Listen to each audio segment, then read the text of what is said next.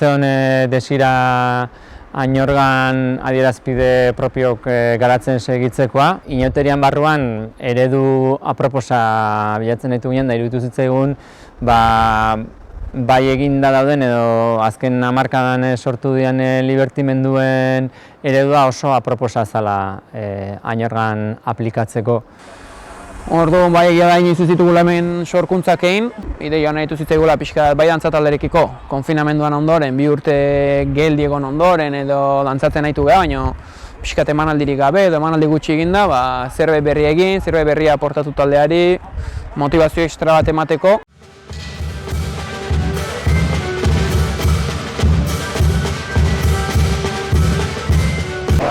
Bueno, niri tokatu za Giriren papera egitea. Giri da gia turistiko bat, ibiliko geha pixka bat, auzoan urtean zehar edo auzoan eta munduan ere pixkat egun gertakizunak kontatzen eta pixkat humorea jartzen ere, arazo horiei.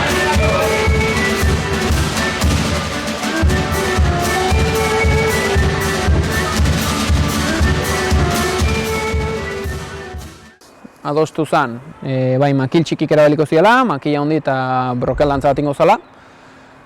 Eta musikak makil txikirako inudetartzaiak erabiliko ziela, kaldererotako beste kanta bat, mazurka bat brokel dantzarako, eta makila handirako goizutako makil dantzen musika.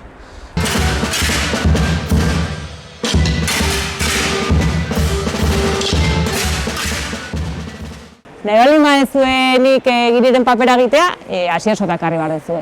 Gurekin egon dago pixkat aktoren lana zuzentzen eta hola. Zeberak bai egiten duna da, antzerkia oso korala izatea. Eta orduan taldean juten geha eta horrek ematen dizu babesa, ez? Ni asko gustatzen zait birjintasun hori, ez? Leku batea iritsi eta jendeak, normalean jendeak ez du inoiz antzerkirik egin, beldur puntu bat dago, epaiketa norberaren burua epaitzeko punto bat badago, ondingo dut, ona izango naiz, txarra izango naiz, orduan guzti hori puskatzea izaten da lehenengo lana. Hasieran, baina baritzen nintzala, oso rutinengola. Negolako mundu batean, hori aurrak lana ez dakize ez, eta santziatenean parte hartuko zaten duen, kostatuko zait, sartzea pila bat, ez? Erdoiluta ez dela nabaritzen nintzen. Eta gero behin hasitan saiatzen, esan jo, eske ya está, eske ni naiz, eske ze gustora nago.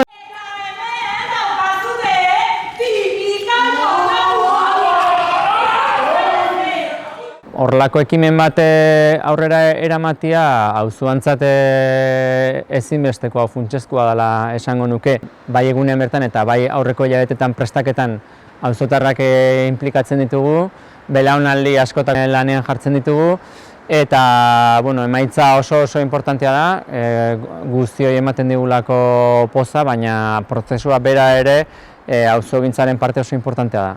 Gure artean jungea sortzen, pixkanaka oinarri bat hartuta eta jolasten elkarren artean, atera arte gustoko zerbait. Añorgan aurkezten zuten libertimendu honetan, nik askotan falta motatzen duten hori aurkitzen dut, ez?